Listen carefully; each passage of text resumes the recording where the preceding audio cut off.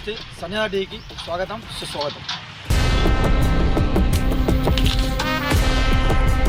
Jawahar Nagar municipal corporation పరిధిలోని 648 park మరియు nursery స్థలాలను భూ కబ్జాదారుల నుంచి మన అధికారులు కాపాడగలరా? గతంలో బీఆర్ఎస్ పార్టీ అధికారంలో ఉన్నప్పుడు ఏర్పాటు చేసిన నర్సరీ మరియు పార్కు స్థలాలు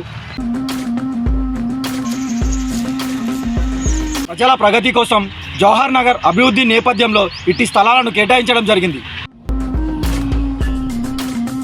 ఇట్టి స్థలాలు ప్రైవేట్ వ్యక్తుల బారిన పడుతున్నాయని చెప్పి ప్రజలు ఆందోళన చెందుతున్నారు. మన రెవెన్యూ మరియు మున్సిపల్ అధికారులు కబ్జాదారుల నుంచి ఇట్టి స్థలాలను ఏ విధంగా కాపాడతారని చెప్పి ప్రజలు ఆందోళన చెందుతున్నారు. ఈ విషయాన్ని ప్రజలు, ప్రజా సంఘాలు ఎంతవరకు స్పందించి గౌరవ కలెక్టర్ మరియు గౌరవ రాష్ట్ర మన ముఖ్యమంత్రి గారి దృష్టికి తీసుకెళ్లి ఇట్టి స్థలాలను కాపాడతారని చెప్పి మనం వేచి చూడాలి.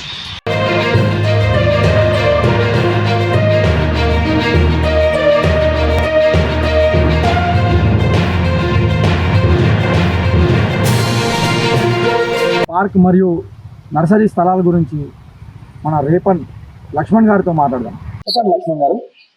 ఇప్పుడు మున్సిపల్ కార్పొరేషన్ లో మొన్న మొక్కలకు నీళ్ళు పెడతలేరు, ఏం పెడతలేరు అని మనం రావడం జరిగింది. చూసే వరకు ఇక్కడ మొక్కలను ఎండిపోయాయి. ఎండిపోయి ఉంటారు, ఎందుకు ఎండిపోయినా అని చెప్పేసి వచ్చి చూసే వరకు అరే నీళ్ళు లేవు, ఏమైంది అనుకోని ఎదురు చూసే వరకు ఇదంతా ఫస్ట్ చెట్లు ఓకే ఆ నుంచి ఆ లైన్ మొత్తం చెట్లు ఇప్పుడు రాత్రి చూసిన చెట్లు పొద్దున వరకు ఏం లేవు కదా, మరి ఎటుపోయినా చూస్తే అంతా జేసీపీ నచ్చి ఇవన్నీ చేసి అంతా స్టార్ట్ చేసి మొత్తం లెవెల్ చేసి అక్కడ పెట్టేసినాము. సరే వెళ్ళి మొక్కల్ని పరిమితమైంది అనుకోని నిన్న అంటే జేసీబీ పెట్టి గుంత వేసి దాంట్లో పెట్టారంట. దాంట్లో పెట్టారు ఓకే కంపల్సరీ. ఎందుకంటే రాత్రి నుంచి పొద్దున లేదు కదా, అంటే ఎవరు చేసినారు? ప్రభుత్వం చేసిందా లేదంటే ప్రైవేట్ వ్యక్తులు చేసారా?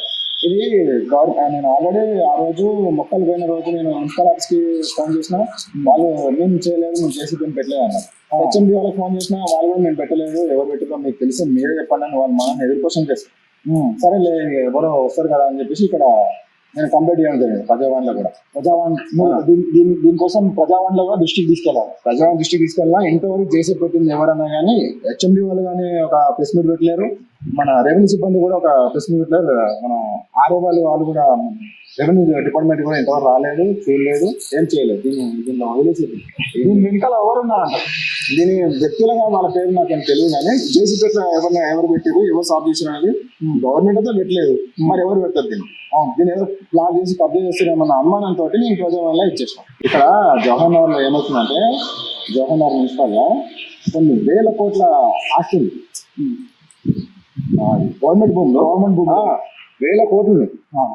రేవంత్ రెడ్డి గారు అన్నారు 1000 ఎకరాలు ఉన్నాయి జవహర్ నగర్ లో పోదండి అనేసరికి ఇలా వాళ్ళ పార్టీలో ఉన్న నాయకులందరినీ ఎగవాపిండి అనమాట.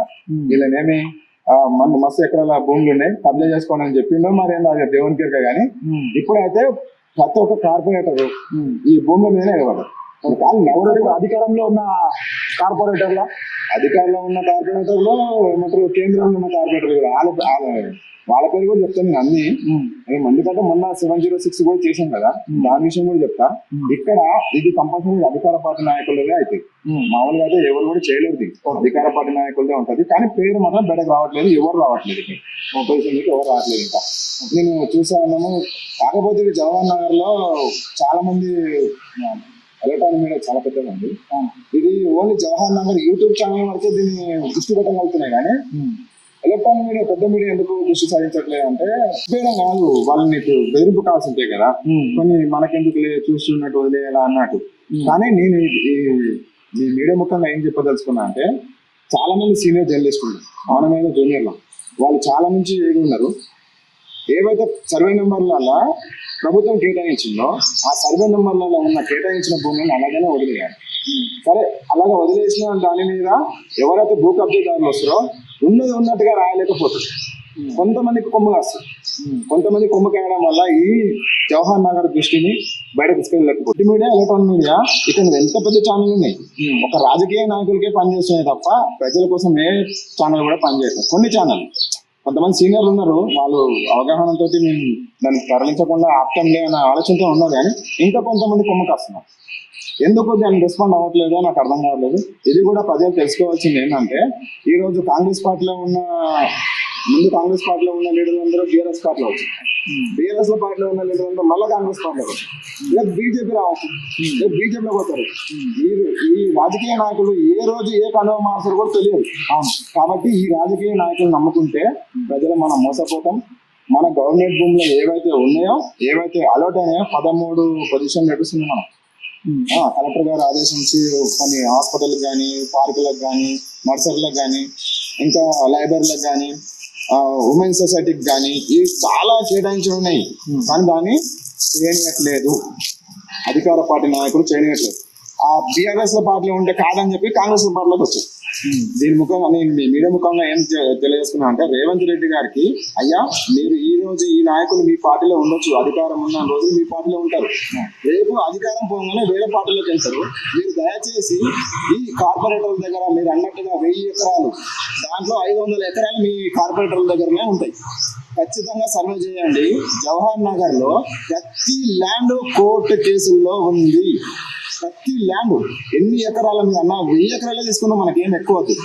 1000 ఎకరాలు కాదు, మీరు అన్నట్టుగా సర్వే నెంబర్ 12లోనే 1300 ఎకరాలు ఉంది. మీ జవహర్ నగర్ కార్పొరేటర్ల కాడ ఎన్ని ఎకరాల భూమి ఉందో ఒక్క దగ్గర ఒరిజినల్ డాక్యుమెంట్ లేదు. కబ్జా, అన్ని కబ్జా, గవర్నమెంట్ ల్యాండ్ కబ్జా, కోర్టుల కేసులే ఉన్నాయి. ఈ మీడముఖంగా ఏం చెప్పదలుచుకున్నా అంటే, ఆర్ఐ గారు, ఎంఆర్ గారు, అడిషనల్ కలెక్టర్ గారు దృష్టి సాధించి అందరి దగ్గర పాస్బుక్లు, ఒక్క 5 ఎకరాలకు పాస్బుక్ ఉంటే దాన్ని 10 ఎకరాలు చేస్తున్నారు.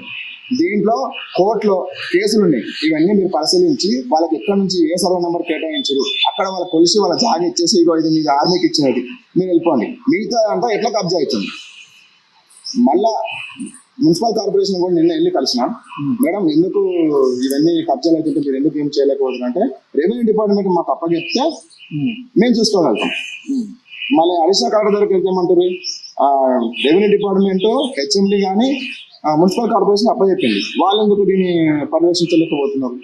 మీరు ప్రజలు స్వయంగా వచ్చి కొట్లాడుతున్నారు కాబట్టి మీకు మేము సహాయం చేస్తామని చెప్పి వాళ్ళు చెప్పారు. నిన్న ఆల్రెడీ 704లో క్రికెట్ గ్రౌండ్ కేటాయించడం కూడా దాన్ని కూడా కంప్లీట్ చేయడం జరిగింది. దాన్ని కూడా రూమ్ చేసినాం. నిన్న కూడా మేడం కలిసినాం. అక్కడ బోర్ ఏర్పాటు చేస్తున్నారు. అక్కడ ఏమో కన్సెషన్ అయితే మాకు ఇచ్చి తీసుకురాని మేము దాన్ని డిమాలిషన్ చేస్తామని చెప్పింది. ఈ నర్సరీ కూడా ఇక్కడ ఏమైనా కన్స్ట్రక్షన్ అయితే మేము డిమాలిషన్ చేస్తామని చెప్పారు. అధికారులు ఎప్పటికీ న్యాయంగా పనిచేయాలని, ప్రజల కోసం పనిచేయాలని నేను ఈ మీడియా ఛానల్ ద్వారా తెలియజేస్తున్నాను. ఇట్లు సత్యం, న్యాయం, ధర్మానికి ప్రతీక మా Sannidha news channel. Ambala Suresh reporter, signing of.